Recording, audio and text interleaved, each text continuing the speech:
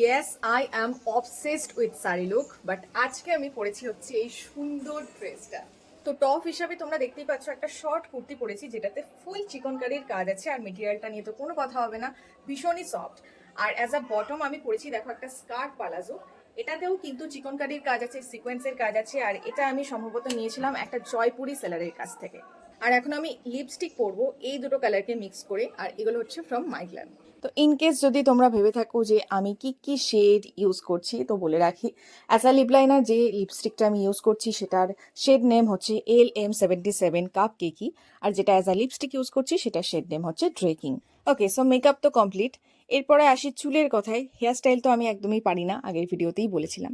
তাই ভাবলাম আজকে যদি চুলটাকে খুলে না রেখে এরকম কিছু একটা করা যায় তাহলে কিরকম লাগবে, আর করে দেখলাম বেশ ভালোই লাগছে, তাই এরকম ভাবেই রেখে দিলাম। And this is the earrings which I am wearing today. আর এটা হচ্ছে দেবমিতাদির কালেকশন, দিদি আমাকে এটা গিফট করেছিল, so thank you so much দি ফর দিস বিউটিফুল গিফট।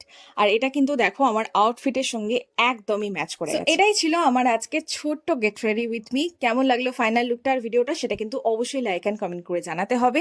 আর ভালো লাগলে অবশ্যই একটা করে শেয়ার করে দিও। এরকম শর্ট কুর্তির গেট রেডি উইথ মি আমি আরও করবো ভেবেছি। তো কোলাপ করতে চাইলে অবশ্যই আমার সাথে কন্ট্যাক্ট করতে পারো। দেখা হবে আমার নেক্সট কোনো ভিডিওতে। আজকের জন্য টাটা।